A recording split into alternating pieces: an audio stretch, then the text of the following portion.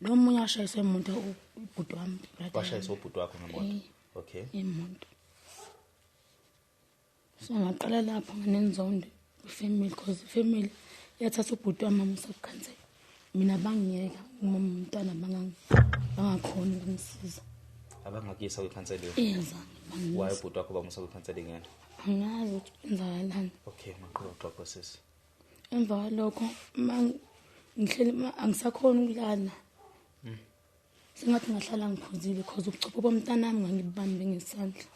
Ngibuyisele ekhanda.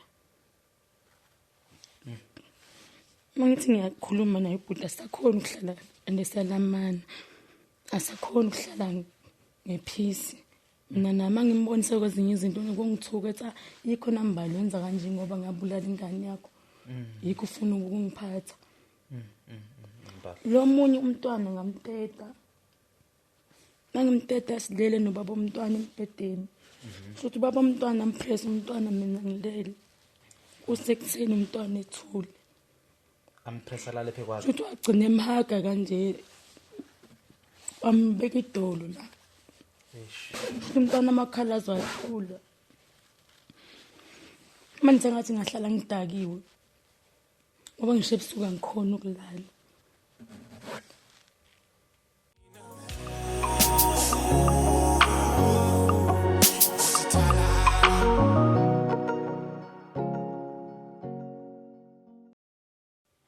Sanibonani babukeli bethu emakhaya igama lami ke mina ngokwazi ngakansele ngiphaphazile egadla mathatha amnyama ngibingelela ku podcast lapho khona sisuke sikhuluma nje ngezinto eziningi ezithinta umphefumulo ngabe inyama umoya nezinto nje ezimoshakalayo emakhaya lapho sibuya khona noma ngasemphakathini angeke singabongi kuwena mbukeli wethu ekhaya ngosisi nidlale nendima nje neyidlalile ekutheni le podcast ibe ngenye ama podcast amakhulukazi ahamba phambili and siyabonga kakhulu ngalo support and sesikhulile kakhulu very soon sobe sishaya 100,000 ngenxa zeni lokusasuka phansi ngo subscriber number 1 today you one of the subscribers azo reach 100,000 and nangendlela enisiza ngakhona abantu angesikwazi ukuyivalela imlomo thina ke siye sinxusa ukuthi abantu abafike bexoxa inkinga zabo noma bexoxa ababhekene nakhe empilweni ekugcineni bazosizakala and bancane kakhulu abantu abasafikile bahluleka ukusizakala la ekhaya singasho nje ukuthi iningi eselifikile ninambukeli nikwazela ukuthi nibe nendlela noma nengxenye yokwazi ukubasiza namhlanje ke ngihambi ngedwa ngihamba nodadewethu lapho uMondisi wakwasithole Jobe kaMajani Thembo Sekubazi uyaphila kwalesiswami ngiyaphila awuchaze kumbukeli ekhaya ukuthi ubani ungakabani mase uyabingelela and then mase kuba ukuthi uyasibeka esithombeni ukuthi kungani sihlangana namhlanje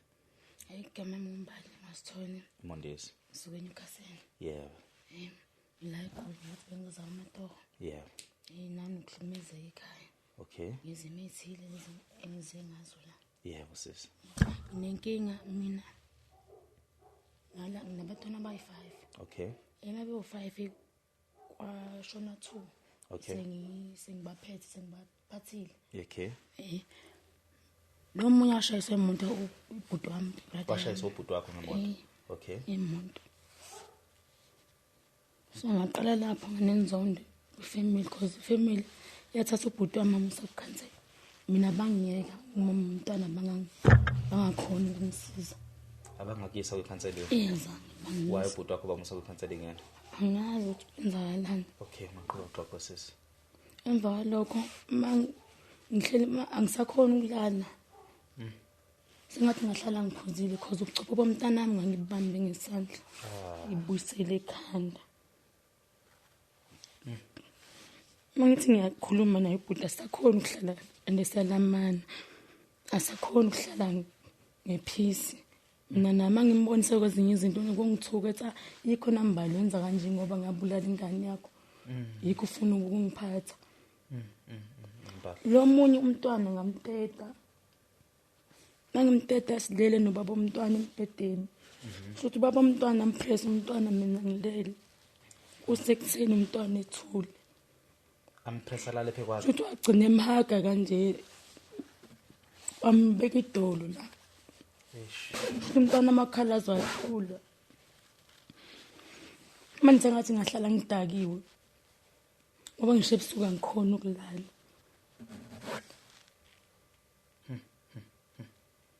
So ubaba umntwana wengaboni naye na ungaboni. Kodwa kusengathi mangithi ngicela isidemo vele mangimuphakamisa vele phansi kwakhe kanje. Unangakho lo mntwana ngaleso sikhathi? Ena 3 months. Na 3 months. Manje ngisakhona ukuthi ngihlale nabatwana bami laba abaphilayo ngiyabathatha ngibani basemakubo ngibathathile abasemakubo because ngibona ngathi ngumuntu ongenalo uthando for abantwana.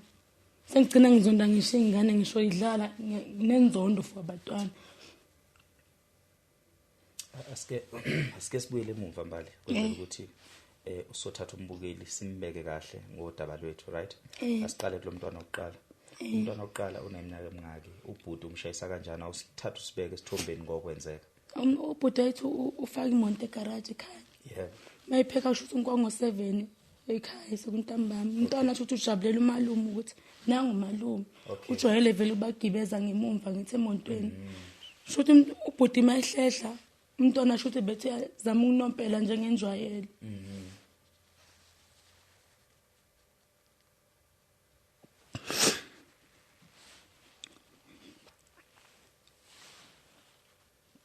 Ashona kanjani futhi washelelela mayewa angazi kanjani kodwa ikhanda lomntwana ngibonana.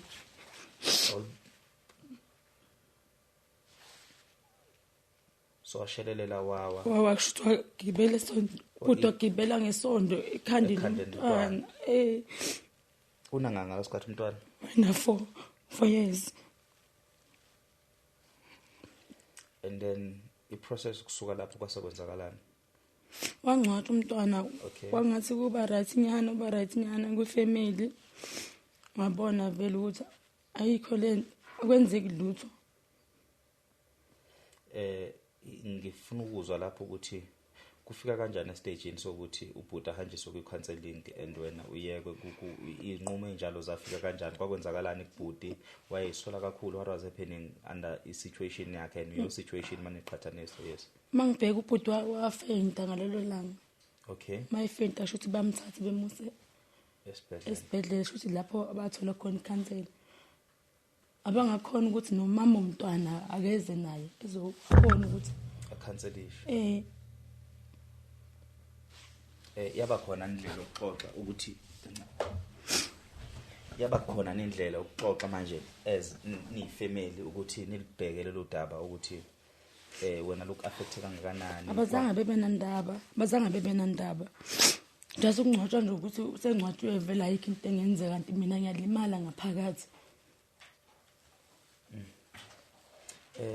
Yazi ibhlungu lento ngiyibona kuwena, so ngifuna ukuthi uthathe isikhathi sakho ne iminyaka emingakanani lesikhuluma ngayo yenzeka lento emntwaneni oqala? 2017.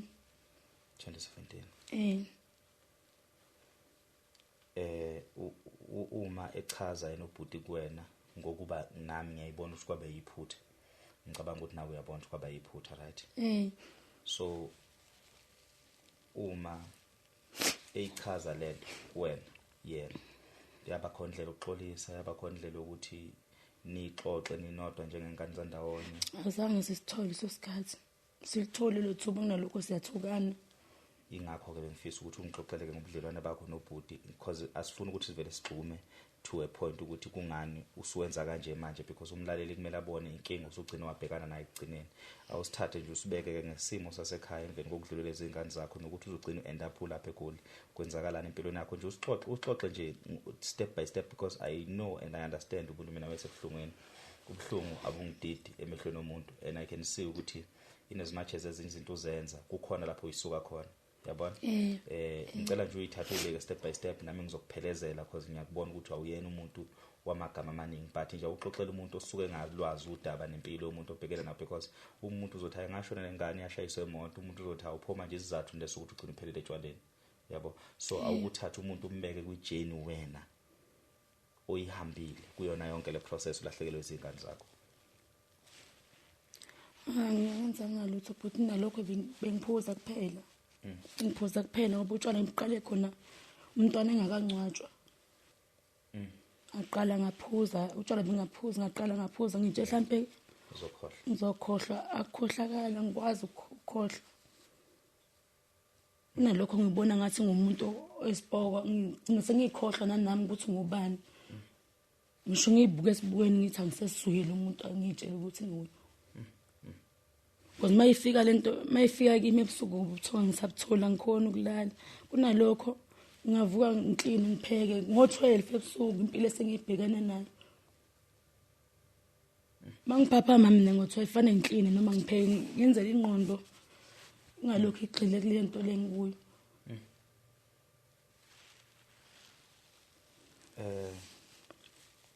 Ebusuku kubuya isithombe sokudlula kwengane Kwengane. noma Kuyangifika hleli kungifikela. Futhi lokuqala nje uye ufika kakhulu ngcono lo sibili. Because ubuchopho ngaphansi ngesandla.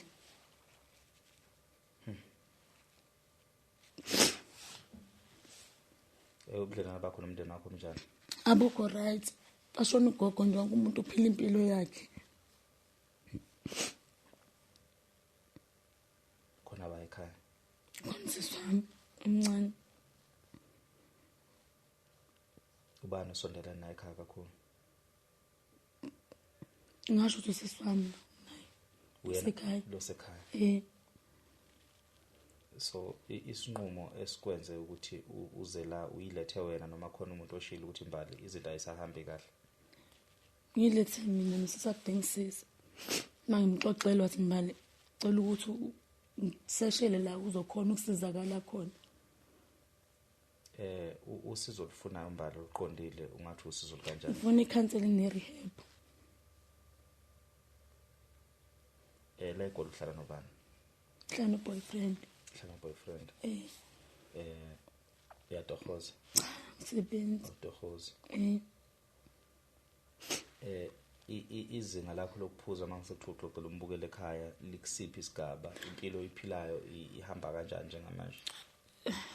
Ngiphuza kakhulu mina because nekhadi engane zami nokushiya lotshwaleni because ngifuna ukuthi ngiphuze ngilale ngidaki. Nokuthatha ikhadi ngilibambisa umuntu odayisa utshwala. Because ngifuna ukulala ngidakiwe la endlini ngoba mangadakiwe ngithola ubuthongo.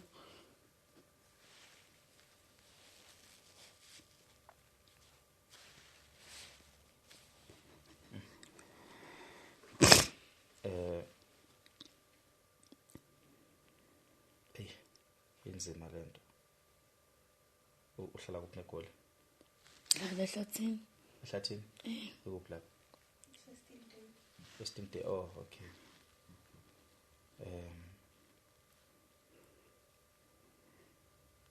So zikhona nezinye izinto oziba ngazo ubuhlungu ngaphandle kotshwala ikuphi okunye usubona ukuthi umbalwe ngekho nje ndikuyaphuma esandleni because of leya situation? Intsangu ngiyabhema nokubhema intsangu. Ngesikhathi ingane ilimala zonke lezi zinto ongazenzi. Bengazenzi. But I feel like also ifamily yakho ikubona njengomuntu engazuthi ongenangqondo ongasile. Bona ngithi abazi mangilele yini engicabangayo. Ngesikhathi ngicabanga ukuyibulala ngivele ngife.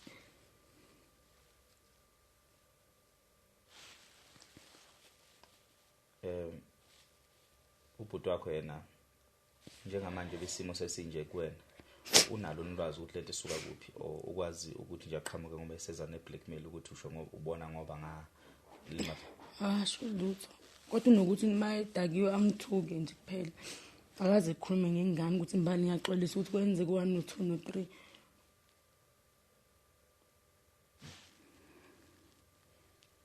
3. Uma ifamily wena ithi ikubona njengomuntu ongathakana ngqondo wena ngesingawe nangendlela okwenzeka ngakhona njengamanje unayo into othi mhlambe kukhona engingakwenza kangcono then lokho ngendlela engenza ngakhona? Ngiyabona lutho. Ngiyabona lutho.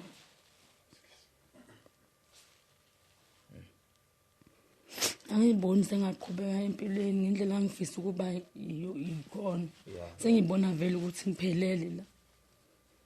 Ade ngisathi namsazobuza ukuthi ekuphileni kwakho nasekukhuleni kwakho ufisa ukwenzani empilweni and njengoba usuyithola usukulolu gibo kulona namaphupha ashabalala mhlambe wena ezifiso zakho wawukuphi ngokomqondo even before ingane ilimala wofisa ukwenzani ufuna ukuba yini empilweni yonke lonto leyo ngifisa ube social worker azange kwenzeke ifiso zami ukuthi ngibe nomuzi wami ngihlale kwami nengane zami sebenze ngathembeli kumuntu wesilisa because wesazobuza ukuthi la uhlala khona no boyfriend ohlala naye because awunayo indlela okwazi ukuyiphilisa wena ayithi ngoba ngiyathanda ukuhlala naye ngithandi futhi ndithi ifana ne-rape kimi indlela engibona ngayo because ngiyalala nomuntu kanti angimfili ukuthi ngifuna ishetha ukuhlala la nomuntu ungamthandi uyakwazi nina lokho akakwazi mangase kuthiwa ubona le podcast ucabanga ukuthi mhlawumbe ngathini ngangixosha kwakhe nginenkinga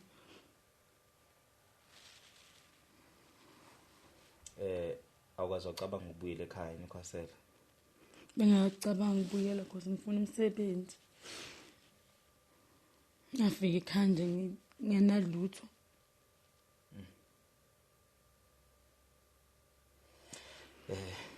ngisazobuza amanye ama-questions but kunenkulumo enginayo naseswami yabona amaphupho ey'ngane zamantombazane kulula ukuthi abe nokudungeka o aqungeke noma amoshakale amaphupho kakhulukazi umuntu wesifazane osemncane ngine-belief ukuthi usemncane kodwa futhi nami inkinga ukukhuluma ngayo ngiyayibona ngibona inkinga eziwuthuke mina mhlawumbe ngingasho ukuthi yona leyo utshwala mhlawumbe ukusebenzisa ama-substance abuse nobuhlungu obhekane nabo into eyinkinga kakhulu iba i-background nangendlela ukhule ngakhona nangendlela ukhuliswe ngakhona nane-structure nje besikhona ekhaya but before ngikhulume lokho engifuna ukukhuluma ngingathanda ukuzwa nge-background nangokukhula kwakho ukuthi ukhule kanjani ukhuliswe ubani nikhula niwumndeni okanjani ekhaya ngikhuliswa ugogo umama wahamba ogana kuyindawo nobaba bahlukana nobaba nomama mncane okay ngakhulela ekhaya kogogo kwambaza okay ngikhulela khona ngakhuliswa ugogo nje beku-right empilweni washona kugogo waqala lapho uma kushona ugogo ukuthi wonke umuntu kumele ayiphilise okay umuntu nomuntu usephila impilo yakhe vele umama bengasinaka ngavele umuntu esikhulisile ugogo uma uthanda lezi ngane zangapha esayidini emshadweni akashadanga zalahlala khona nendoda uthanda zona lezo ngane mama kunathi thina sishiye ngapha usaphila umama usaphila so ubanga nobudlelwane wena nomama asinabo ubudlelwane mina nabo bright wakushiya nomnyama ngakhe angina-8 wona 8 so uthando kamama nje angilwazi manje sengathi ngakhiphela nasenganeni zami ukuthi vele nami ngithola inhlalo nogogo ibinjani gogo nikhuliswe kahle sikhulise kahle ugogo asifundisa kwayithi-ke siyeka ikole bisi-right nje nogogo ugogo ushona usuna ngakhe noma ushona ushone ngo-2015 usanda kushona ugogo so makushona ugogo kwakuthi ekhaya kusekho-ke manje umuntu omdala wonke umuntu useyiphethe so umuntu oyibambe ikhaya kwakuye ugogo asike sibuye-ke manje size kubaba kwenzakalani ubudlelwane nobaba buhamba kanjani u-right ubababa budlelwane niyaxhumana siyaxhumana nobaba ukuthi vele akasebenzi ngeke aze angisize ngalutho futhi sengimdala ngeke ngilokhu engacela kuye usemakhaya yesemakhaya uyakholelwa nekutheni ukumoshakala kwezinto zakho akumoshakalanga ngesikhathi kudlula ingane kodwa kwamoshakala ngendlela wakhula ngayo ngongabi nayo umama eduzane nongabi nayo baba eduzane? Understand. Akhona nama mistakes enzeka before ufike esimeni sokudlulela umntwana othi lama mistakes lawo abe nayo indlela yokushape i-direction yempilo yami? Ebengekho. Now wena as uMbali, right? Uneminyaka leyo nayo njengamanje. So ngenzela isho nambali ethi umuntu ozokuthinta ekuthintela ukuthi ufuna ukukusiza ekusize eseyazi yonke context eselwazi ne-background yempilo yakho nayo yonke into. At the same time nawe siphume kule video le noma siphume kule podcast kukhona okuningi esengikuxoxile nawe mhlawumbe nawe kwazama ukuthi kususa umthwalo emahlombe, yabo. Mina mangase kuthiwa ngiziphi ithuba nje nawe angeke ungihlule ekutheni mangase kuthiwa ngumuntu oba naso isikhathi esanele angeke ngihlule ukuthi ngikwazi ukukululeka ngikusize ube right. Angisho ukuthi angeke ngikwazi, ngizokwazi, kodwa futhi ngithembele futhi kakhulukazi kubabukeli. So kuma questions engikubuza wona ngibuzela umbukeli futhi nawe ngicela ukuthi ngendlela uzophendula ngakhona wenze ukuthi umbukeli acaciseleke kahle. At the same time ngibuzela nami ukuthi ngikwazi ukuthi ngibheke isolution ukuthi ingaqhamuka kuphi kulesimo esibhekene naso right now. Ungixolele nje ngokubuza imibuzo eminingi because ngifuna umbukeli uzoxola bayazi ukuthi angena umuntu emibuzo eminingi ngibuza because nginento ethi ziningi izinto ozivalele ngaphakathi and ziningi into obhekene nazo yet uhluleka indlela okuyibeka awuyena umuntu okwazi ukuxoxa ibanga elide, yabo. So njengoba ufike wathi nje wadlulula ingane oqala wadlulula ingane esibili therefore wasungena etshwaleni. But mina nawe siyazi futhi sinaso sisivumelwano ukuthi in as much as zikhona lezi inkinga eziwu2 but ekukhuleni kwakho ubuyingane that was troubled or ubuyingane ekhule kunezinto ezithile ezishodayo kuyona ebithembele kuphela kugogo, yabo. So lokho kuyedlala indima enkulu ekushapeni impilo yengane going forward and angeke sikubalekele ukuthi ingane le eyakudlulela emhlabeni asiqale ukuthi kwakuyoqala esibili kwakwesithathu kwakwesine kwakwesingaki lezi ngane zakhe ezinhlanu kwakwesibili oyisikhona endala ngaphambili kwayo. Uyakholelwa ukutheni mhlambe ekutholeni kulezi ezinye ingane ubuzama ukureplace isikhala salenye ingane or you always feel the void ukuthi kumele uvale lesikhala sale khona enhlizweni? Bengivala isikhala manje asivaleki. Asivaleki. So zonke lezi ngane ziphi njengamanje lezi eziwu3 khona ngithatha ngazisemakubo. Wazisemakubo ngokuthi wena uyahluleka ukuhlala nazo ngokuthi financially or uthanda ukuhluleka ukuzipha kulo? Ngibona ngisehluleki mangihleli nabo. Kanjani? Ngibona ngathi angisuzana. Angikwazi ukuphatha abantwana. Sengize ngiyasaba mangihleli nabo mhlawumbe ngenzeka futhi elinye iphutha umntana amashona. Ngone vele behlala emakubo. Ichaze mbali lento. Ubuhlala nabo kuphi? Ehlala nabo emakhaya. Uhlala nabo emakhaya? So baphinisele usesemakhaya? Hayi ngoba ubufuna ukuze eGoli wena ukuze ubahambise emakubo? Abe behlala khona emakubo. Bahlala emakubo ngisho ngisekhaya. Bonke obaba bahlukene o? Bahlukene. Obaba bonke bo5? So ubaba nobaba benengane yakhe. So lo baba lo wadlula wacindezela ingane ubudlelwane kwenzakalana emveni kwalokho? Azange sathandana. Ngabatshela ekhaya umama ukuthi baba umntwana ubulela umntwana. Kodwa umama azange angisize. Unalokho wathi angithule ngingasho. Ngathi umntwana kuphela. Amaphoyisa alwazi lo daba? Abalwazi.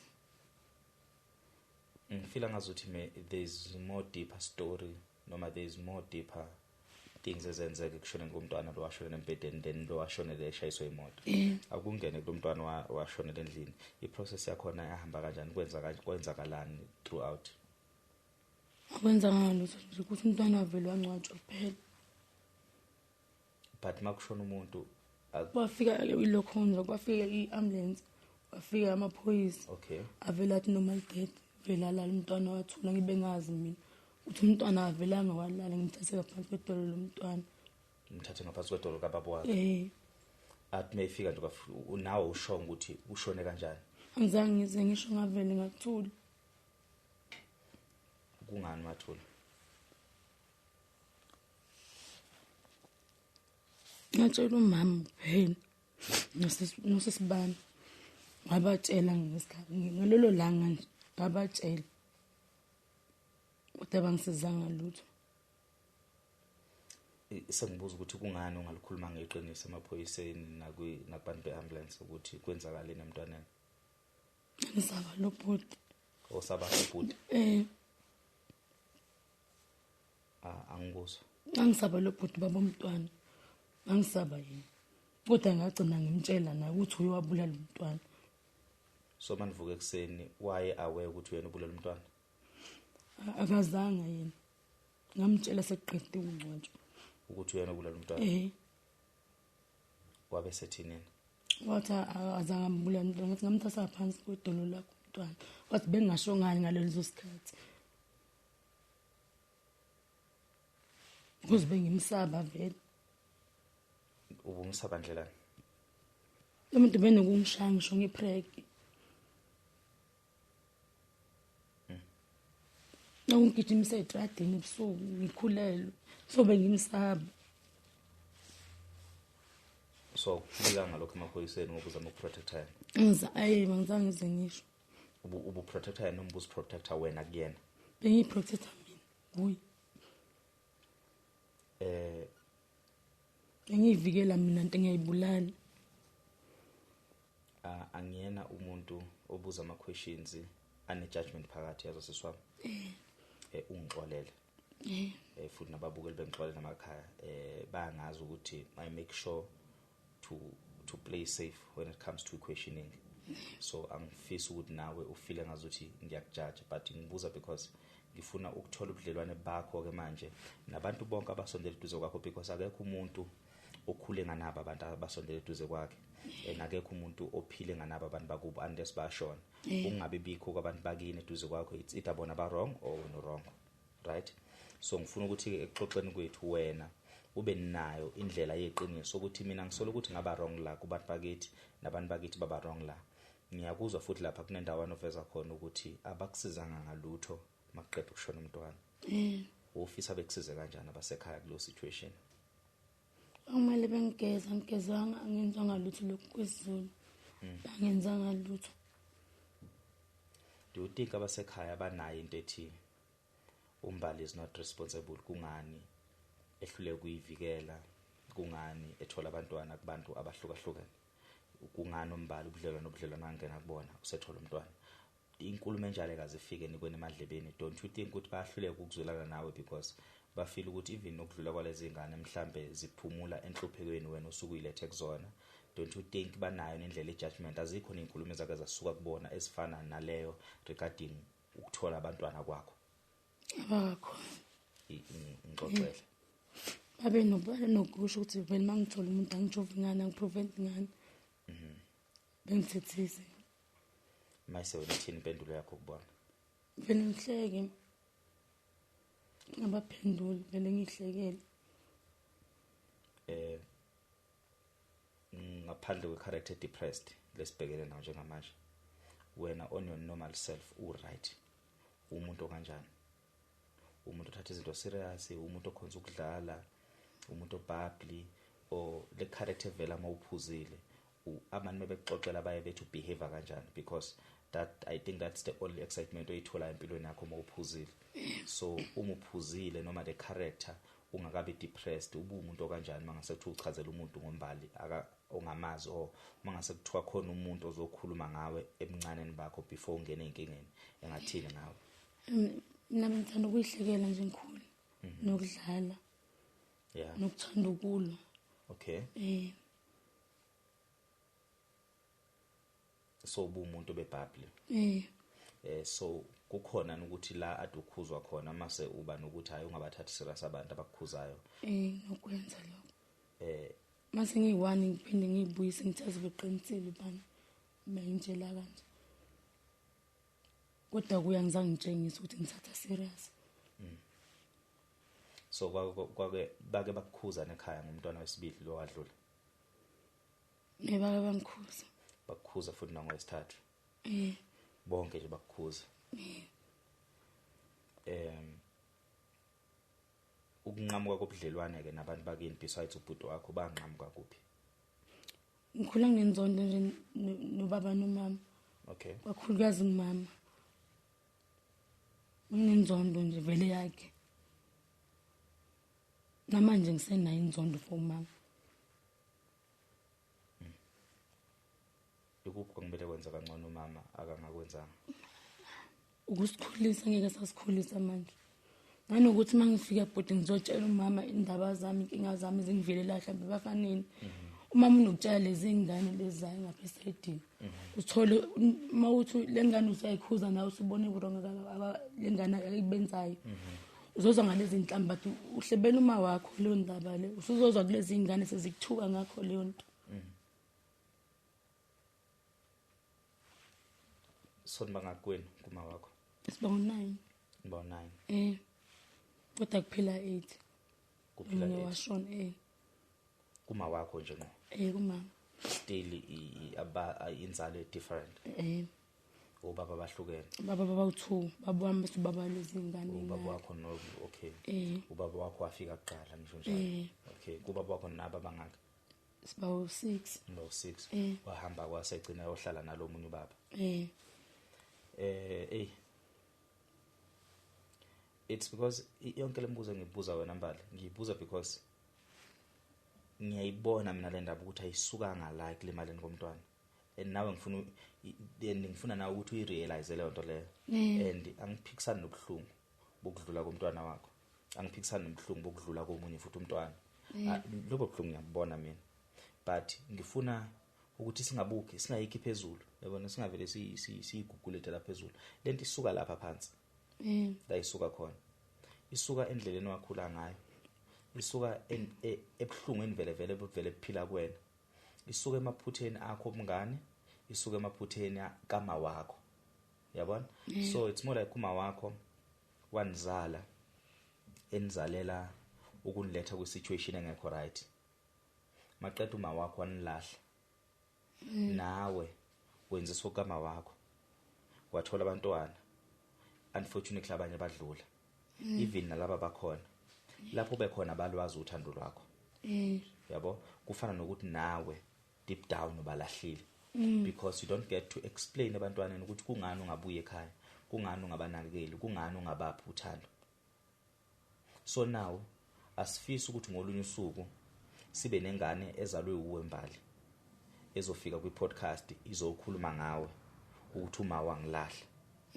Yabo, so it's first to identify problem yakho kuqala ukuthi problem yami mina kulobhlungu engibuzwayo today baqala kuphi, inzondo yasuka kuphi, inzondo kuzonda ingane yasuka kuphi. Yonke lenzondo uyi-identify one by one. Uvume futhi nawe lawa abanamaphutha khona. Yabona? So ngizokalawa ukuthi wena kukhona konke okwenziwe kuwena nokuthi kwenziwa abantu bekwenza kuwena. Nawe ngifuna ukukuvumela ukuthi ke yazi ubhuti mina ngisola ukuthi ezinye zezinto ezenzeka from a side in lami kwaba yilokho. Isikole ngahamba esikoleni bengithume khona ngasiqeda noma ngisiqedanga. Mangasiqeda isikole ngaqoma kungafanele ngiqoma.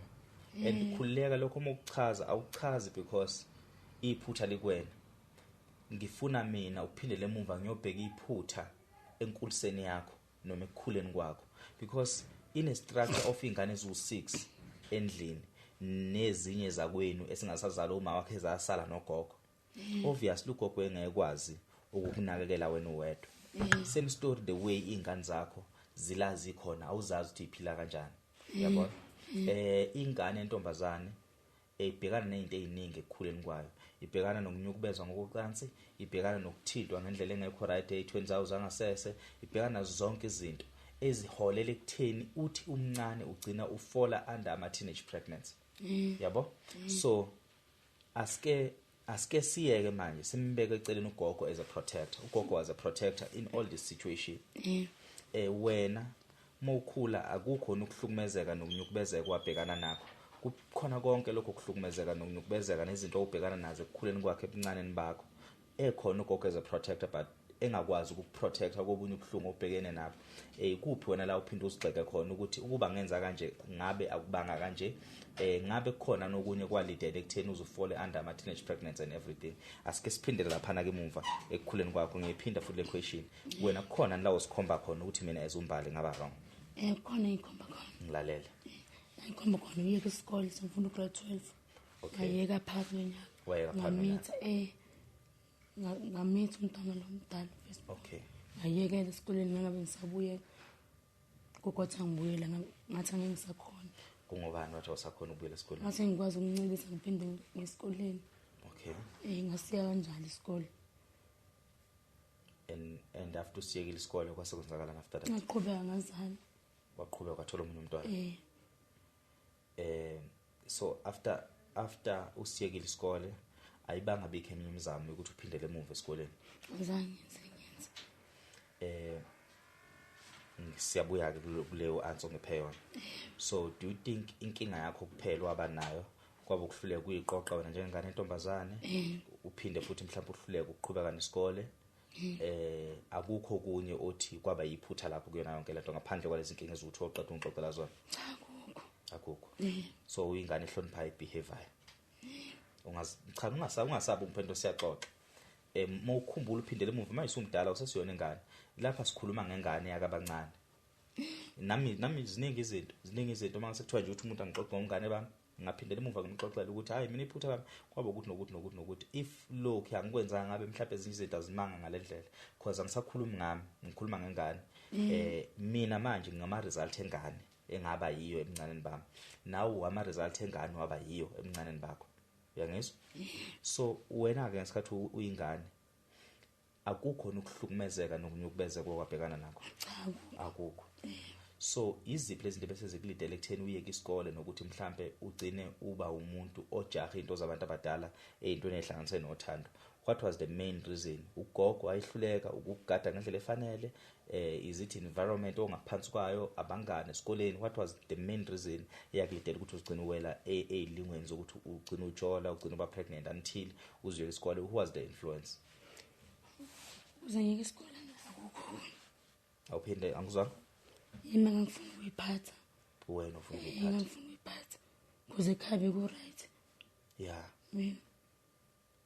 ayikho into obushoda ngayo ayikho into engishoda ngayo ekhaya kusekhona ugogo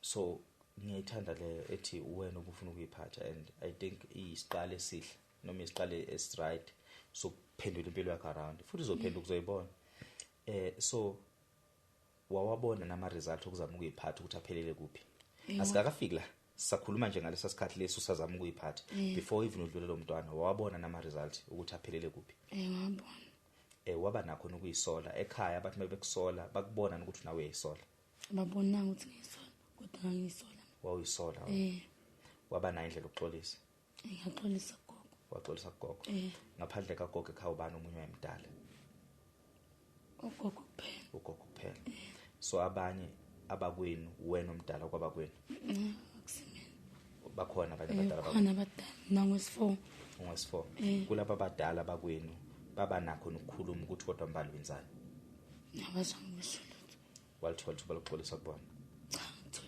cha uxolisana mawubheka abakuxolelana ngezenzo zakho kakhulukazi ona babebheda besibonele esibhedayo nje bephambi kwakho bakhona nabenza kahle babe phambi kwakho abekho abenza kahle so wonke umuntu oyiphambi kwakho oyisibonele esingekho right ngangibona be right kodwa mangibheka babengekho right bonke basiqeda isikole cha basiqedana isikole bonke bofola bobalama abo 3 oh sorry so do you think babe influence engane encane yombali since babe phambi kwakho ubukela kubona ngibuka into engasile awuphinda angibuka into engasile sho so babona benza ngendlela babenza ngakhona nami ngifuna ukwenza nawe ufuna ukwenza iyona ngitade ngibhekile so besides labo balamayo bakhona nabanye abangani bangaphandle ofunda nami esikoleni obukela kubona babe ezinye noma enye influence einqumo zakho babekhona okay now sesiyamuva ke mbali right sesiyala estageini kokudlula komntwana umntwana ushayisa ubhuti omncane noma omdala umdala umlamayo ubhuti ngalesikhathi uyasebenza yasebenza. Okay, so don't you think ubhuti nabasekhaya ababonanga ukuthi wena udinga usizo ngenxa zokuthi mhlawumbe bese bobona ukuthi vele vele usumoshakala? Abona. Ngiphinga uphinda futhi lombuzo. Don't you think abasekhaya ababonanga ukuthi ufanelwe ukusizwa ngokuba vele vele bona ngesingabo base bebona ingane esidlebelekile yamoshakala? Abonanga ngoba abenzanga lutho. Ngiyophinda futhi lombuzo mbala.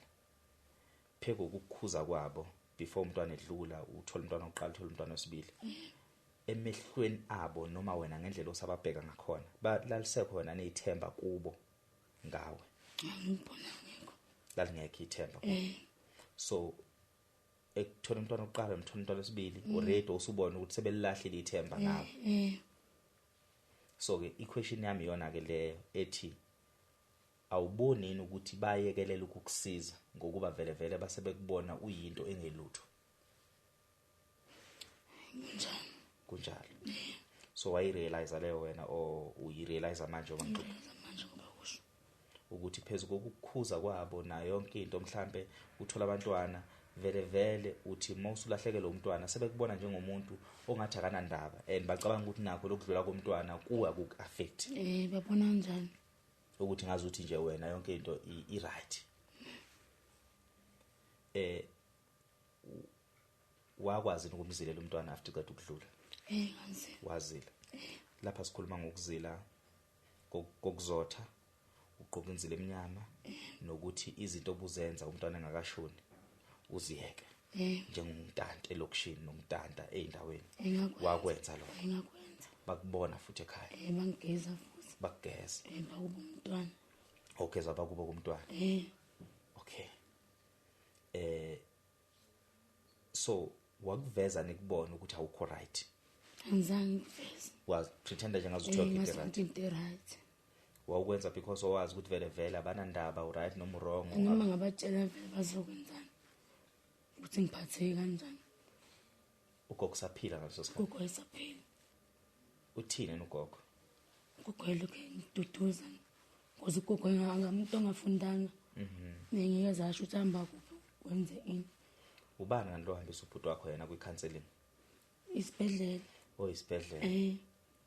Abangabuza ukuthi muphi mama umntwana? Abazange bebuze because uyahamba nomama vele. Bhuti wami. Okay. Mama kwakumele mayibuye esibhedlela ngithathe nomama umntwana. Uma wakho. Wayesesekhona ngalesikhathi ekhaya noma wayesevele vele sehlala. Ngeke sihlala le phela. Bese sizongcwaba umntwana. Ezobona ukuthi kwenzakaleni umalume ushayisa umshana. Now sesiyamuva ke. Ususuka ekhaya uza ngapha eGoli. Izinto usuyayibona ukuthi ziyonakala usesekhaya noma izinto eziningi uzibona noma uzirealize ula eGoli ukuthi ziyonakala izinto usungapha. Bengiyibona ngisesekhaya nala futhi ngiyibona. Ukumoshakala kwazo kakhulu zimoshakale ngapha. Umoshakele ekhaya. Umoshakale ekhaya. Ekhaya usuka vele usuphuza asike sithi ngokwehlo lomuntu ongekho enhlizweni yakho ongabe understand ubuhlungu obhekene nabo nomzimo obhekene nabo empilweni yakho. Omunye umuntu ukubona ngehlo ubona umbali ukuthi nangumbali beyisibotho bo nangumbali umbali yekelela impilo yakhe iphelele wonke umuntu bekubona kanjalo but wena deep down uzazi ukuthi usebuhlungweni. So usuke ekhaya vele vele sekuyileyo nto leyo. Sengidle into phela. Ubani ukukhuphula kulethe eGoli uze kubani nje ngesikhathi uza ngapha eGoli? Ngize boyfriend. Oze boyfriend wena wakususe ekhaya wakuletha ngapha eGoli. Okay. So unesikhathi ngakanani mthandana nomfana? 3 months. Hayi man. Kanti ufike nenda eGoli? No 3 months otenayo. Ufike le eGoli uneminyaka ngaphi? Ula eGoli. Sakhumbula. May uJune uJuly. Usanda kufika eGoli. So yonke impilo yakhe ibisekhaya. Hayi ukuthi eGoli nesikhathi eside ukhona. So zonke lezi zinto zimoshakala yonke lempilo engixoxayo yakho yonke into imoshakala usekhaya. Njoba mina ngikubuza ukuthi ubuyela nini ekhaya? Ubuye ekhaya vele. So zonke izinto imoshakala usekhaya. So uboyfriend okhuphuka ngaye because ufana njengeticket lakho lokuze eGoli. Wakufaka imali. Ngizozambona.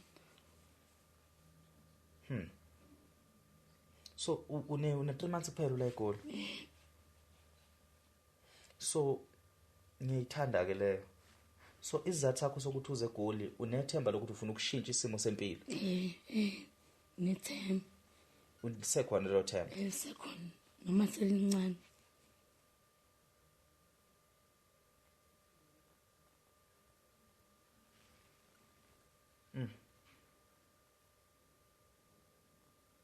Hey.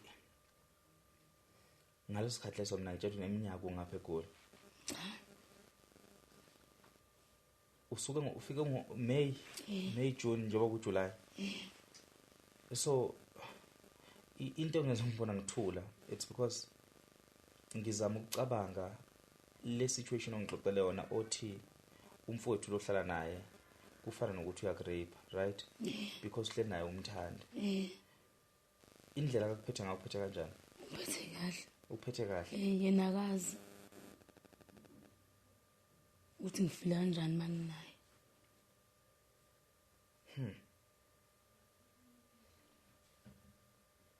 awuboni ukuthi mhlambe ukwandisa ezinye zeinkinga phekwe inkinga obhekene nazo kodwa uzama ukubaleka einkingeni ngiyabona yeah ngiunderstand ungaboni ikhona indlela ukuyivikela njengamanje ukuthi ungabe pregnant for lo mfana so unesiqiniseko ukuthi angeke ube pregnant while unomuntu ongakuthiwa ngempela uyiboni une future naye sure ngikhona mitha so ikhona nemizamo enayenza esibedlela ngomntwana wokugcina bakuvala inzalo benza kanjani esibedlela noma bavala bona okay ngiyabonga ngiphendula umbuzo upersonal yeso so ngixolela now mbala konakele yazi kakhulu into engichazayo yonke lento siyikhuluma nje ise-content around uzobuya kodwa ekubuyeni kwakho angifuni ukuthi kube khona ingxenye zeindawo esiyishiyayo ezukuthi wena waba nephutha kuphi impilo yona yasiba nephutha kuphi o izinto ezenzakala zona zaba nesandla kuphi ekutheni siphelele la sisikhona manje angizwa ngicabanga ukuthi futhi nombukele ekhaya uyabona ukuthi phekwazo zonke izinto umbala kabhekene nazo ngakho umbali la akahamba khona yabona nanka amaphutha naye akawenza ekuphileni kwakhe but asingakhathazeki ngombukeli wena kuyona yonke lenkulumo esisayikhulumile kukhona la ubona khona ukuthi mina nanka amaphutha and imolokhu uveza kukhona la ubona khona ukuthi nanka amaphutha mhlambe ke abe nesizathu ukuthi sifike la sakubeka eceleni ukudlulela abantwana siyabuye ebantwaneni yabo sakhuluma nje ngeinqumo zakho because khona izinto okwazi ukuthi ungayicontrola khona izinto that you cannot control you cannot control ukuphila komuntu nokufa komuntu yabo you cannot control ukuthi uyavuka ekseni noma uvuke kukhona izinto that is out of your control as wena umbali or as anyone but isikhona futhi izinto that you have control over zona so what you want to fix izinto that you have control kuzona that you don't have control kuzona asizilungisi yabo kufana nesimo esithi I was raped ubalo bangumsindo lapha awuthulisa umsindo la uthulisa hamba uthulisa umsindo ngiyaxolisa kune situation ethi I was raped so therefore ngahamba ngothengisa ngomzimba right kuphinde futhi ukuthi aqhamuka omunye ethi I was raped but today imini usizwa abantu abarishwayo so I'm playing a role in making sure ukuthi akekho omunye umuntu osifazana obhekana nenkinga ebhekane nayo khona umuntu othi ngazala ingane ekhubazekile ngahluleka ukuyinakekela ngayishiya ngahamba ngawothola impilo khona omunye umuntu ngazala ingane ekhubazekile emveni kwalokho ngavula isikole sezingane ezikhubazekile so you turn out a bad situation into a good situation so angifuni ukuthi ekhanda lakho sikusebenzise as angifuni ukuthi ekhanda lakho sikusebenzise as excuse ukulimala kweingane but ngifuna ukuthi sikulaphe khona kukodwa kodwa inqumo zakho nazo uthatha ama-action over zona because iy'nqumo zakho ziyisenzo sakho, ukucabanga kwakho izinqumo zakho. Ukulimala komntwana yinto eyakulimaza kwangasona isinqumo sakho, yabo? So ayikho into ekumele ikhe mayisithela kwenye indawo. Asifuni ukuthi sithi izinto zamoshakala mhlazane kulimala ingane, because ukube mhlambe isikole wathi uba pregnant waphindela esikoleni, ngabe we talking a total different story, yabo? Ingakho ngithe mina ngiyena umuntu ojajayo because kwamina ngamthola umntwana ngisafunda isikole and nami ngatholakala uma efunda isikole. Baningi abanabantwana abathola abantwana befunda isikole. Kwathi umuntu mayiqeda ukuthola umntwana wathatha igap year wayesephindela esikoleni, yabo? And kuyenzeka futhi ukuthi uqeda ukuthola umntwana liphinde futhi lenzeke iphutha umtholo wesibili. Nginey'ngane zakwethu ezingilamayo, nginomzala bakwethu abasesimeni esifana ncamashini esakho, bathola abantwana sabaphindisela esikoleni, wathola omunye samphindisela esikoleni, wathola omunye sathi phindela esikoleni. Ngikhuluma ngesimo sasekhaya engisaziyo esithi okwenzeka kuwe kwakungaqala ukwenzeka engane nentombazane, but now isinqumo sakho sesikuphi? Ufika uthola umntwana ngey'nqumo zakho, ngey'nqumo zakho futhi wena uyaphinda uyeka isikole, yinqumo zakho lezo, yabo? So now the unfortunate situation if mayisiqhamuka empilweni yakho yokuthi lo mntwana wesibili wamthola mayisedlule emhlabeni, awusenayo into ethi wena i-backup plan uzokwenzani njengamanje empilweni. Iyiphi into engakuthi ngaphezulu kokuba abantu sebekulahla sesishoda ngala sofola khona back, sesishoda ngala esizokwazi ukulungisa khona isimo esithi ey'nkingeni obhekene nazo uwa kanjani, ulungisa kanjani. But what we're trying to create now njengamanje oba ngikhuluma nawe, asazama ukuthi sifuna ukuphindela emumva sithi ukuba ngenza kanjani ngenza kanje, lokho kulungile. Sesifuna into ezokwazi ukuthi ufole back kuyona, ibe isisekelo sempilo yakho, ukwazi ukuthi ebuhlungweni udlula kanjani, right? Ekushoneni komntwana kukhona nilawo uthi wena uziblame khona. Lokuqala siqale ngokuqala. Khona nilawo uthi khona hey mina ngiyaziblame ngokuthi nokuthi ekudluleni lo mntwana. Awuzange uyiblame. Today khona wena la uziblame khona ngokudlula kwalo mntwana wokuqala. Kukhona kuphi la uyiblame khona? La ngiblame khona umntwana ngamna ngaphuma phandle ebusuku. Kwakusebusuku? Kwakusikhathi sini? Ngaba-7. Do you think wawazi ukuthi kuzokwenzakala ngalo suku? Angazi.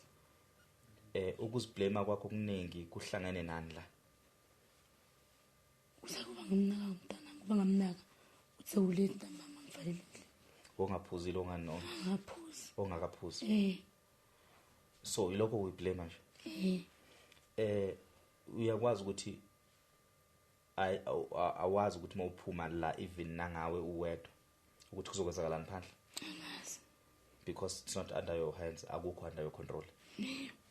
And ubungazi ukuthi nje ubuza la uzofika yini, ubunesifiso sokufika, but if awufikanga it was still out of your control. Zikhona izinto ezisezandleni zakho, ikhona futhi izinto ezingekho ezandleni zakho. So umntwana ngo7 phandle kusegcekeni, angithi kusekhaya? Sekhaya. Una 4 years usegcekeni umntwana. So ayikho into engathiwa uziblemela yona unless iqhamuka omunye umuntu athi imbali wena ubuyiyekeleni ingane iphuma phandle. Ukhona into aqhamuka nalo nkulumo? So inkulumo esuka kuwena, inkulumo leyo nto le inkulumo ongekwazi ukuthi ungayiblemela yona because it was not under your control. The only thing that was under your control was to avoid ukuthi umntwana angafika emhlabeni. uNkulunkulu wasibuse swafika emhlabeni. Ukumthatha kwakho uNkulunkulu emhlabeni, it was out of your control. So now uma uthi weyichithe ubuchopho ubambe ngezandla yonke le nto le, isona sithombe sibuya njalo ekhanda lakho leso.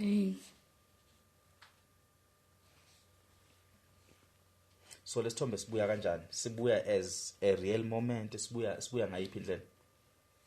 Ngombona indlela ngimbone yona engathi sethuna. wafika kanjani esandleni sakho, because I feel like even uma umbona ngamehlelo eliphansi waba nayo into ukuthi akasekho emhlabeni? Ngibe nakho ngoba anje lomqondo. Okay. Phinde ngabuya futhi. Azina ngiphuma ekhaya ngithi ngihamba ngibambe ekhaya. Vele kumele ngimthathe.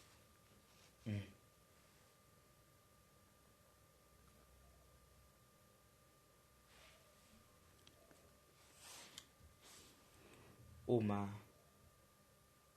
kungathiwa khona okumele ukushintshe ngokwenzeka kulolu suku ukuze umntwana wakhe evikeleke, yini ongayishintsha? Ngizokhiyindle umntwana engaphumi.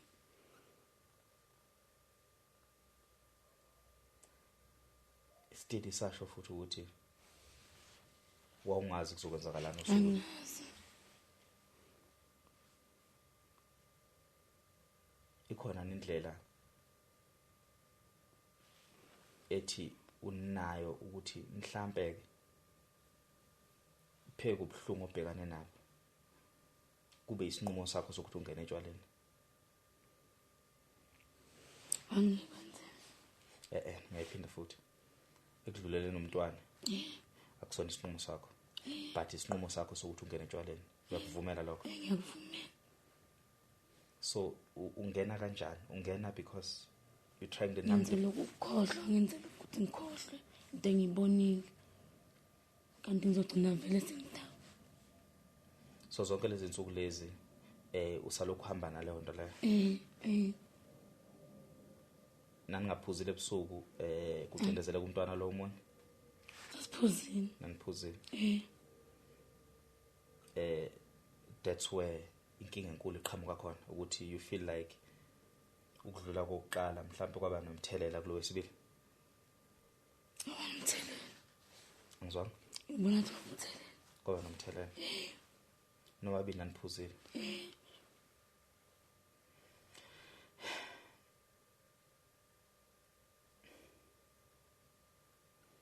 So I feel like umonakalo omkhulu wenzeka kulokuqala, ukuziblame okuningi wakuletha kulo wesibili. Kwase kuba impendulo yokugcina ungasafuni ukuthi kube nomntwana oseduze kwakho, right? Kukhona nowakublame wena ukuthi why imbalulele nomntwana omncane uphuzile ninomuntu wakho. Khona umuntu ayikhuluma le nto, khona akekho umuntu wakhuluma lo nkulumo enjalo? Akekho. Akekho umuntu bese ngaphekwa amandla ukuthi akwazi ukukhuluma nawe akukhuze. Akekho. Mbaleza mfana.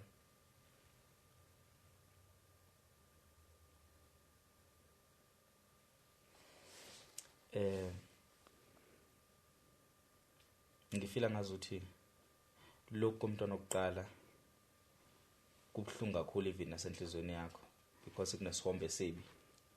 And then lokho kwesibili uziblame kakhulu ngakho because ufila ngazuthi ukuba nalala nesopa mhlawumbe ngaba kwenzekanga. Wohlala naye boyfriend ngaleso sikhathi full time? Ambashe. Wevakashile?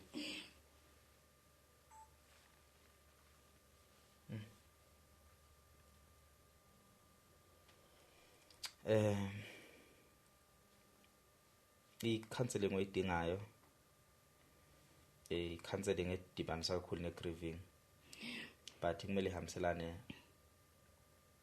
ne-rehab. So namhlanje ukwaphuza? Awukwazi ukuphuza namhlanje? How do you feel? I'm right. Awukho right? I can see. So every day uhlezi unje? Every day uhlezi unje mongaphuzanga? So ukhala ngoba ukhuluma nami, or each and every time ucabanga ngalento? Ngikhala. Yo.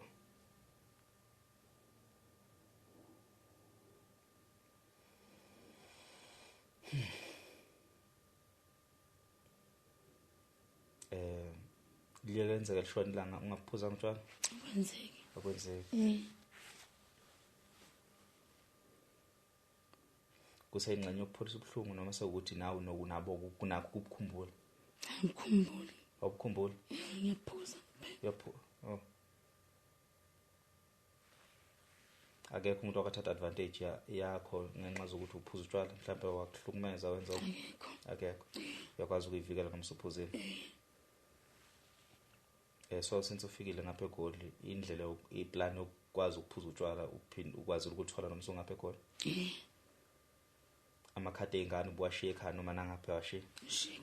Ushiya ekhaya. So njengamanje bani uholele ingane? Ngisho umuntu longiphuza utshwala. Washiya lo muntu ophuza utshwala ekhaya? Ingane wasakwazi uyiholela nje? Now it's 3 months. 3 months. So ingane iphila kanjani? Uphila kanjani? Elizobabaza. Obabazi ba right. Kungcono ke lokho. So ziseyindaweni ezihlukahlukene zonke zo3. Omdala nangaka? No 13. Na 13. Epitori. Sepitori. Omunye? Umsekhaya. Ngasekhaya. Unangaki? Una 6 friends grade. Okay, ugcina? Uhleli noma kancane. Unangaki yena? Una 3 years. Uhleli noma kancane lo 3 years. Lona 13 ugcinene ngombona? Na 2 years. Na 2 years. Uproud ngalokho wena? Uyafisa ukumbona? Yini evimba ukuthi umbona? Imali usunganayo? Uyamfonela? Ngimfonela. Uyakukhumbula? Intombazana mfana? Mfana. Do you think uyakuthanda? Angiboni sengithanda. Ushiso yini lokho? Indlela kade ngamgcina ngayo, ngibona sengidubile. Baba wakho uyaxhumana naye? Unayo inamba yakhe? Yebo. Uyafisa sikuhlanganise naye umntwana wakho? Ngiyafisa. Ungafisa ukumbona nini? Since ungapha eGoli la ePitori ngithi? Ngicathi laba abanye njengoba kade besekhaya ubukwazi ukubabona ngithi? Khona. So laba abanye akukho kudala wagcina ukubabona? So lona 13 bathu wenzana ePitori uyafunda? Uyafunda. Right. Uyafisa ngolo sokuhlala nabantwana bakho? Ngiyafisa.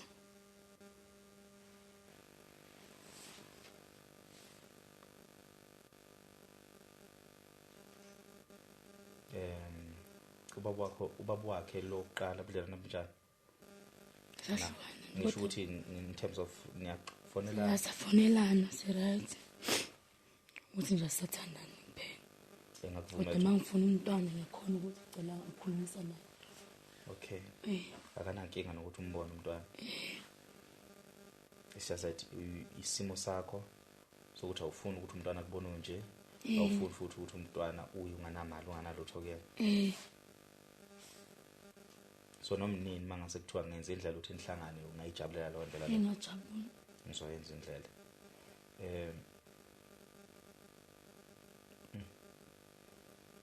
So njengamanje umsebenzi obufuna umsebenzi okanjani? Noma uclean ngabe yini? So besides lo mfana ophila naye uziphilisa kanjani wena? Ngibheke yena. Bheke. So ukwazi ukuphuza wenza kanjani?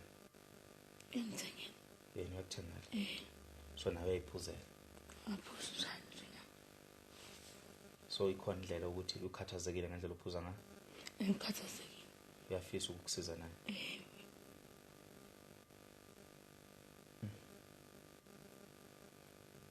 So throughout ukuhlangana nokuphila kwakho, I mean throughout ukudlula lo mntwana since ukuphuza, which is from 2015 2017 I mean, and you think mangase kuthiwa bakuyekisa utshwala mhlambe nogwayi? Nami ngikwenzayo. Ngakuningi okwenzayo? Unenkinga neminyaka yakho? Unenkinga neminyaka yakho? Neminyaka mingaki manje? 30. Ngade uyingane ka mfethu. Hawu mfethu. Uyingane. Yo.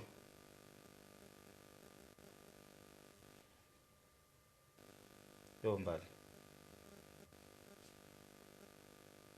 Yo semncane mfethu. Semncane ngempela.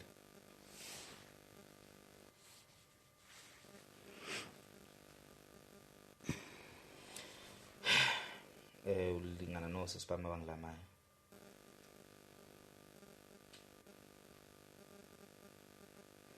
Kuningi okusengalungi yazi. Angibabazi ukuthi uyingane ngoba kahle kahle ngiyajabula ukuthi uyingane. Kuningi futhi osengakwenza kulungi yazi. Wena uyakholelwa kulokho? Ngiyakholelwa. Ukuthi kuningi ongakwenza kulungi.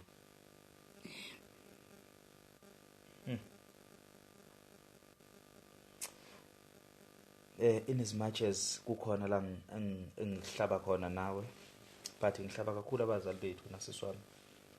Abazali bethu abasikhulisa abanesandla kakhulu entweni eziningi ezamoshakala ngathi. Abazali abasikhulisa. And ngiblame kakhulu mama wakho. Ngiblame environment wakhulela ngaphansi kwayo.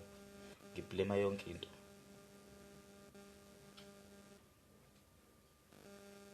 So sidinga rehab. Sidinga necounseling. Ilezi zinto eziwu-2 kuphela. Umsebenzi. Ngesingawe manje sekuthiwa uchazela umuntu ongathiwa uthi uzokusiza ungamthembisani. Manje sekuthiwa nje ukhuluma nekamera uyathembisa uyacela ukuthi umuntu akakuncede uthembisani. Athembisa ukuye kujwala into eyirong engizenzayo. Ayike utshwala. Do you think usokhule ngokwanele? Right. So right.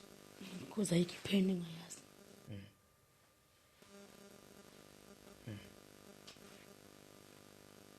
So zonke lezi zimo lezi zenzeka uko early 20s. Mhlambe futhi because umntwana wakho mena 19, mena 13, umntwana ka 2013, 2012. Fine. Ngisacela ushiye lakho lokugcina siswami, ukhulume nombukeli ekhaya, umtshele ukuthi ufisa kusize kuphi, ukhulume uphakame isizwe. Ufisa ukusizakala kuphi, abakuncede kuphi abantu. Ikuphi ongathiwa usiza khona, usushintshile yini, uyafisa nokushintsha. Kakhulukazi le rehab, I think yona ebaluleke kakhulu. Ebaluleke kakhulu. Asike sibeke umbukeli ekhaya sesivala. Bengisacela ngisize imbukeli. Ngathola rehab counseling. Bese ngithola umsebenzi ukuze ngizoyeka yonke lento engiyicabangayo wrong. Mhlawumbe ngingabhizi engqondweni mangathiwa ngithola umsebenzi. Angeke ngakhumbula indaba zotshwala. Nokuningi ngakukhohlwa. Ngajabula kakhulu mangathola usizo lapho.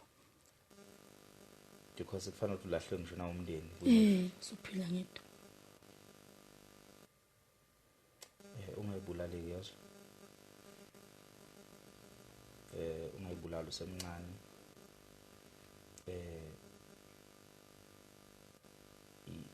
Ngicabanga ukuthi angazi la uhlala khona kude kangakanani nala ngihlala khona. But masiqede le podcast ngicela sixhumane sibe nendlela yokukhuluma. Ngizolandela nami ngibheke ukuthi kuphi la ungathi usizakala khona uhamba khona for i-therapy. Ngizoke ngibuze nenye insizwa ukuthi uzwelwa kaMchunu wakafika la ekhaya wagcina ya kwi rehab angazi wakiphi rehab nokuthi walithola kanjani usizo ukuthi egcine efinyelele khona kulo rehab. But before rehab into ingakwena phakathi yazo. I-rehab ifana njenge-catalyst nje. It just speeds up the process. Yabo? But into ingakwena Mbali. Into yokuqala ubungana control ekuphileni nokudluleni komntanakho. Ubungana control kwesibili. But ikhona izinto obungazenza kangcono. Awukwazanga ukuzenza kangcono. Ithuba lisekhona ukuthi usengenza kangcono. Le story sixoxa manje. Mangase sishuthi isithombe. sishuthela umuntu esombonisa 15 years to come, uyothi wena impilo isavuma la ngangisemuhle ukhomba kule podcast. Yes, ngoba ngaleso sikhathi 15 years from now kuzobe sekonakele kakhulu. So njengamanje kusese right ukuthi wena emqondweni wakho uyitshela usekumoshakele sekurong. Angeke ngithi iba naive ungaboni ngingakutshela ukuthi khona kuya emgodini kodwa akafika emgodini. Yes, una 30 uyingane ngisho nakini. So uhambo lwakho asifuni ukuthi 5 years from now uthi mawubheka le podcast uthi kanti ngangaba muhle kahle. So right now usesemuhle, yonke into isese right, yonke into isezandleni zakho. Kukuwe ukuthi uphunyule konke okusezandleni zakho. I'm telling you, ngithi mangibuka ithombe zami za 4 years ago ngithi ngangaba islender kanje, kodwa already ngase ngitshethi ngisidudle. Manje khane ngirealize ukuthi ngisidudle. Ubuvila mase buthi already semkhuluphele ngisajimelana mase ngayekelela. 3 years from now ngizobe sengimkhulu ngithi mangibheka manje ngithe ngangisilendesi nje. Injalo ke nempilo. Ungavumi lokho ukuthi mawuphindele emuva ubheke uthi ngangingcono lapha sengimoshakele kakhulu. Uthi makuphinda uqhubeka ukuthi ngangingcono lapha sengimoshakele kakhulu. So ibambe la ukhona njengamanje. Lungisa la. So before i-rehab ingangasebenza ngenze lutho. Uma wena ngaphakathi ungakutholi ukuzamukela ukuthi kwaba nje because inqumo zami kwaba ukuthi nokuthi nokuthi khona okwaba nje because kwangazona inqumo zami. Ukudlula komntwana ngasona isinqumo sakho, ukulimala kwezingane zakho ngasona isinqumo sakho, ungaphezulu kwamandla. Kukuwe kumele ukuthi ukwamukele lokho. Futhi uNkulunkulu wayenezizathu kungana ayithatha lezi yangane. Ingoba vele nazo ziyazi ukuthi zayifikela ngaphansi kwenhlupheko. NoNkulunkulu uyazi ukuthi naye wayiphumuza zona ephumuza nawe pheko umthwalo omningi. Njengoba uhlule lezi zu3 ukuba zu5 ngabe kungaphekwa amandla. Yiqiniso lempilo nawe kumele ulumukele lelo ukuthi vele ngabe sihlakazekile sigcwele khona. Ngabe namhlanje sinesinye isizathu sokuthi kungani lezi ngane igcwele khona. Ngabe uthi ingoba ngikwazi ukuzondla, ingoba ukuthi nokuthi ndiso therefore ngiyiphindisele kubaba bazo. So asifuni ukuthi iphutha lika mama wakho libuye lize kuwena based on ingane zakho. Asifuni ukuthi ingane zakho ngolunye usuku zikhale ngawe zithi uma wasilahla. Because asinga understand ubuhlungu obhekene nabo. So ubuhlungu obhekene nabo ungalenzi kube iphutha lengane zakho. Ungakwenzi ukuthi ubukhona beingane zakho zingabi isolution ngolunye usuku empilweni yakho. Ingane zakho nje obuyizala nje obinateteni lengane very soon izobe umuntu obisebenza. Awufuni ukuthi isebenze mase khohlwe uwe because mhlawumbe uNkulunkulu ukupha kulezi ingane wayikuphela izizathu sokuthi ngolunye usuku lezi ingane zobe isolution empilweni yakho. Ungamane wena kukhuluma ukuthi ulala ungaphuzile usober impilo ikudla uyibone ikudla ngamazinyo but ikudlela phambi kwengane zakho. I-movement yokuqala ukuthi wena hambe ubheka isimo sengane zakho. Hambe uyihlupheka nezingane zakho. Hambe uyolala emkhukhwini ulale la uleli khona nezingane zakho. Ungashodi ngemali yokusiza izingane zakho kodwa ube nayo imali yokuphuza. Ungathathi ungene komashonisa because wena ufuna ukuphuza kodwa ubungangena komashonisa wenzele izingane zakho. Kunabantu abawa bevuka nezingane zabo. Bayahlupheka bakomashonisa because of izingane zabo. Ekugcineni bayazi ukuthi izingane zami mhlazana kwaba right kuba right mina. Awufisi ukuthi ingane zakho zibuye seyihleli la kwi-podcast zinenkinga efana nalezo nazo because of uma wakho. So umzali, umama empilweni engane ubaluleke ukudlula yonke into. Wena ufakazi. So ungakuvumeleke lokho ukuthi kwenzeke izingane zakho. Ekuhluphekeni kwakho noma unganalutho iwa hlupheka phambi kwengane zakho kwenzela ukuthi nakho kuzobe imotivation ukuthi ngolunye usuku izinto maziba right siyoba right for uma wethu. You are only 30. So ungavuka uyicoshe yonke into esengalunga. Impilo ayidinga ugrade 12 kodwa ugrade 12 uyindawo ongawela kuona. Since ungekho asisho ukuthi kuphelile ngempilo yakho. Zama nawe. Zama kusukela namhlanje. Isinqumo sokuqala sakho ukuthi uyitshele ukuthi yonke lento engenza ngisayenzele mina sengenzele izingane zami. Kusukela namhlanje. Ulala ungaphuzile, ukhale ubusuku bonke. Thatha ifoni but ukwazi kunzima. Ngicela ukhulume nami. But ngeza lapha estudio kuzonixinela because angifuni ukuphuza namhlanje. nisebenza nini futhi e-studio ngizoshanela ninginike lo 20 rand ninginike lo 10 rand ninginike lo 5 rand and nginenkolelo ukuthi ama-calls azongena azobe ngena ethi asifuni ukusiza umuntu kwayena ongasizakela ongayisizile zisize wena kuqala ngiyangizwa so ezinye zezinto azibe yimpi yakho ngaphakathi uwedwa nje udile nawe uwedwa ngiyab-understand ubuhlungu and ubuhlungu wena mbala bukho omncane and angeke ngisho lento obhekana nayo ngiyithatha kancane and ngiya-understand ukuthi isizathu esikhulu sokuthi sesifike la sikhona namhlanje ukulinyalo lezingane zakho but iposition yokuqala ongayenza ukuthi angeke usabuyisa sebedlulile but ungenza kangcono kulabo abaphilayo ungababulali ke bonke abantwana bakho besaphila bakhona bathathu usukubabulala because the more uphuza the more ubabulala ngolunye usuku uzobusuxeka ukuthi hayi ngasuke ngaphuza kakhulu abantwana bakhula bangilahla impilo iseyinde awumazi uNkulunkulu kubeka isikhathi singakanani sifuna uNkulunkulu athene around izinto zakho and akhona amasonto even if uNkulunkulu busumlahle kanjani kuwena qala uhambe esontweni qala uphinde ufuna ukuzama ukholelwa uNkulunkulu impilo yakho impilo yomuntu kuyena umuntu ngqo ngaphezulu ukuthi khona umuntu ozoqhamuka kusezi qala usize wena qala ugeze ube clean instead of ukuthi uyethenga utshwala esontweni wena iba nendlela wena yokwazi ukuyilekelela ngisacela ushiya inamba yakho ababukeli bazokuthinta bazowenza futhi indlela ukuthi bekuncede siswami khona inamba ngathi ona iPhone mbalo yenza iPhone uyiphuzile yenze iPhone ungayibhala ngizoyibiza mina noma ile azisixoxa ngayo kodwa ifoni le ikude wena sesomlethile awusiyabonga kodwa sesuphila kanjani nampilo nganafoni ngixoxela khona ngibambise ngayo inamba kwabazodinga ukuxhumana nombali ithi 079 417 5657 ngiphinde ithi 079 417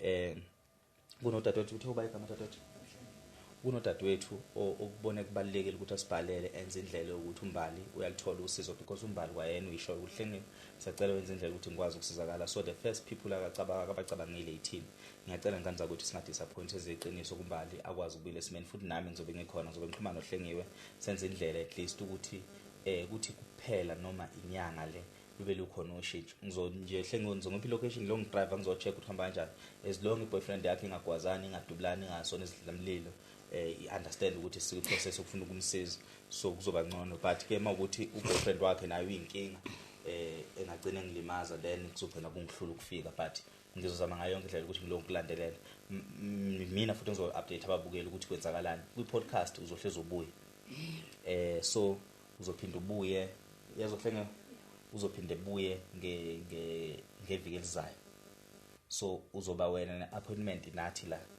every Monday so every Monday uzala kwi-podcast so kugibeza masihlulekile ukuthi uze every Monday sokwenza indlela yokuthi sibe nohlelo lokuthi uma ungezanga kulo msombuluko uza ngalopho usuku so kusuka namhlanje uma ungaphuzanga hlengo uzobe usu-update uma engaphuzanga laphela iviki sikufuna la ngeviki elizayo mofika la ngeviki elizayo siyaxoxa ukuthi hamba kanjani process abantu bayanyakaza bayasiza yini as soon as phum podcast kodwa manje siyaphum podcast siyayiqala lo process but mina nawe eceleni from manje kuze koshale Monday ngikufuna ungaphuzile so each and every morning or malishona ilanga mangithi uhlengi right ngifuna ukukuthola right ungaphuzile iyona loyo ke rehab ngoba phela ku rehab vele bazokwenza njalo and then Monday uzozi-update ukuthi kuhamba kanjani siphinda siyaxoxa uphinde uyahamba uphinda futhi ngolunye usuku uphinde uyabuya siyaxoxa so ababukeli ijourney yakho yokuba right bazobe beyibuka la kuthini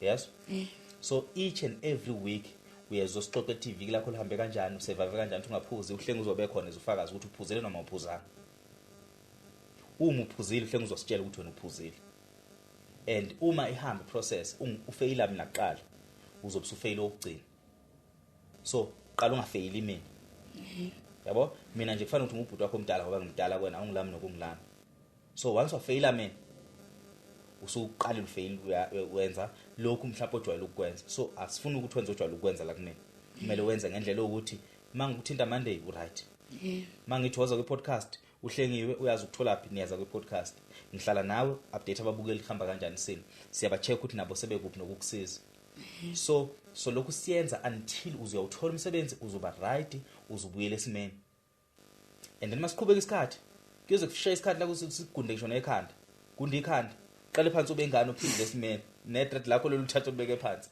kuzobe kuyiprocess kancane before sifike egwayini soqala letshwaleni siqale sidile utshwala once badlula utshwala then solokhu nje siyenze be process so ababukeli sebathembisa ukuthi nizolokhu ubuya kwi-journey yokusiza sifuna usizakala phambi kwabo so hlenge sevumelana so uzoba ne-podcast nami njalo ozohlezi uzoyishoot siyishuthe siyipost sixoxe ngeprocess yakho usuku silokhu sikubuza hamba kanjani mhlawumbe ke-therapist kuzoba yimina this time so bese kulapha khona la right okay babukeli bethu emakhaya nisale kahle asivalelisi so besihamba nje nombali throughout ngicabanga njengamanje nami lo process but ngithemba uzosebenza ukuthi asizakale once wasizakala sisobe sesi right siyacela ukuthi nani ningenelele makukhona la ningathiwa ninceda khona ukuthi akwazi ukuthola rehab ngabe nincedile kakhulu kanti sakwethu siyabonga kakhulu nibe nobusuku obuhle